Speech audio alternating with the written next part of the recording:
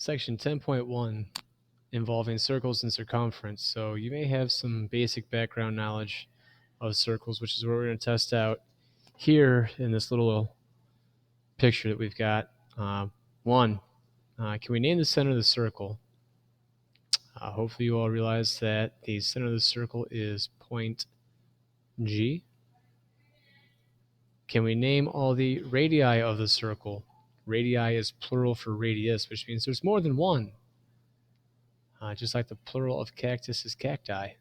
Pretty interesting. So what are all the radii in the circle? Yep, AG is definitely a radius. What's that? Yep, GC is a radius. That's also correct, GB. Excellent. And lastly, there's one more. You got it. Segment GD. So those are the radii of our circle. Diameters.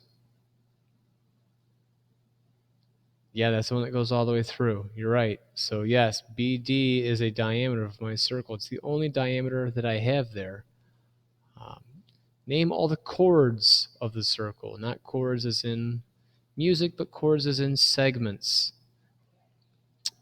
Correct. FE is a chord of the circle. And there's actually one more. Yes, BD is a chord. I know we said that it's a diameter, but because the endpoints of the diameter are on the circle, that also makes it a chord. So a diameter is really just a chord that runs through the center point of a circle. So one thing to know about circles is that they're always named by their center point. So here, if I want to name this circle, this would be circle G, and that's the mathematical way to represent circle G. So a circle is nothing more than just a set of points that are equidistant from a common point that we would call the center. You got some other terminology here you take a look at. I'll have you take a second and jot those down. Again, a lot of it you should be pretty familiar with. Radius, you should be familiar with. Starts at the center and goes out to the circle.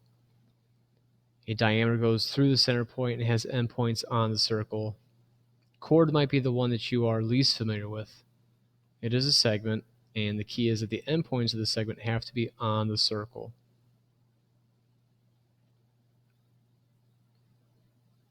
All right, so hopefully you had a chance to jot that down. So a couple examples here. We've got circle G. We've got all sorts of different segments in here. We've got some radii, some diameters. Number one, what is the length of segment CG? If you said 7, you're correct. What is the length of segment HI? There's I. If you said 14, that's correct. The length of segment DB? Yep, that's also 14. All right. So something to notice here real quick. All the radii of our circle, AG, BG, IG, CG, DG, and HG, they're all going to have the same length. Okay, that's because all radii are congruent to each other, just like all diameters are going to be the same length as well. Radius is half the diameter. Diameter is twice as big as the radius. I'm sure you've heard that at some point in time. Keyword right here is circumference. What is circumference of a circle? Yeah, it's kind of like perimeter, but it's for circles. It's the distance around the circle. How do we determine the circumference of a circle? That's right. We know that circumference is equal to that awesome number pi times the diameter. Oh, that's kind of a crazy D. There we go. Pi times the diameter. So here I know that my diameter is 14. I'm going to write my circumference as 14 pi centimeters. If I need to get a decimal approximation for that, I can. I don't necessarily have to. This is what we would call an exact answer because I did not round it at all. So that's what we can do for circumference.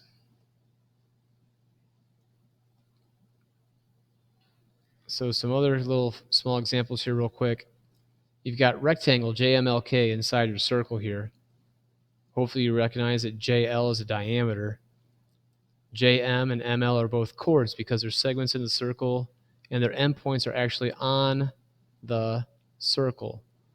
So if I ask you what's the length of segment JL, you might hopefully be thinking, okay, JL, that's the diameter. Oh, wait a second. I know that this is a right angle. And so I've got a right triangle here. You know two sides. You want to find the third side. What can you do?